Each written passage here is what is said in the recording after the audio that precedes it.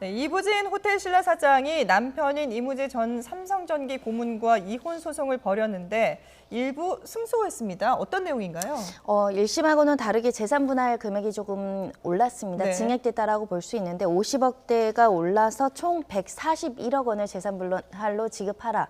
이렇게 결정이 나왔고요. 네. 또 1심하고 다른 점은 면접 교섭권이라는 것이 있는데 월 1회였었는데 월 2회로 조금 더 늘었다. 이런 부분들이 유의미하다고 보이고요. 예. 기본적으로는 이혼을 처음부터 거부하다가 재산 분할 청구를 하는 여러 가지 이제 지리한 수년간의 소송이 이루어졌는데 네. 이혼으로 잠정적으로 결론이 나고 있고요. 예. 재산 분할 금액도 굉장히 많은 금액이 청구됐었지만 141억 원 정도가 인정되고 있다라고 보입니다. 예, 지리하게 재판이 이어졌다라고 말씀하셨는데 이게 이제 2년이나 걸리지 않았습니까? 왜 이렇게 길어졌던 걸까요? 결국은 이제 여러 가지 뭐 문제 있습니다만 핵심적인 것은 아마 그 검증 문제인 것 같습니다. 네. 왜 그러냐면은 지금 이제 1심에서 그 임 전 고문에게 지금 86억을 지급을 하라라고 이렇게 그 선고가 내려져 있지 않았습니까? 예. 그런데 이제 임 전 고문 측에서는 이 재산 그 형성 과정, 즉 결혼 기간이 10년 이상이거나 또는 그 특유 재산, 즉 다시 말해서 결혼 전에 형성된 재산 또는 뭐 정여라든가 상속받은 그 재산, 이걸 이제 특유 재산이라고 하는데 네.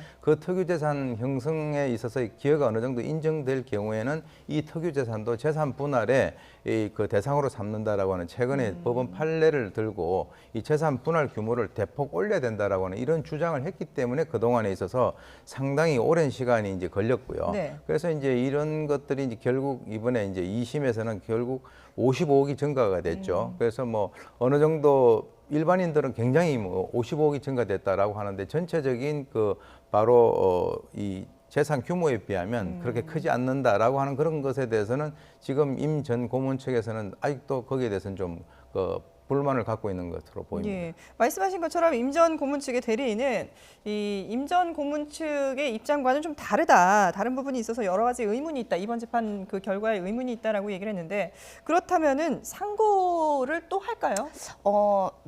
당연히 할 것으로 예상이 됩니다. 예. 법률적인 다툼을 할 것으로 보이고요. 네. 특히 이제 이혼 소송에서 재산 분할 가액을 산정할 때 예를 들면 부동산 같은 경우는 소송 끝날 때 시점에 재산 분할 가액을 삼게 되어 있거든요. 예를 금액에 들면 뭐 변동이 소송 있을 수 초기 있으니까요. 시작에 5억 원짜리 부동산이 소송 끝날 때 7억 원이 되면 7억 원이 기준이 됩니다. 네네. 그래서 1심과 2심이 지금 금액 차이가 나는 것은 4년 정도 소송이 진행됐는데 그만큼 이제 재산이 많이 상승했다 이렇게 보시면 될 것 같고요. 예.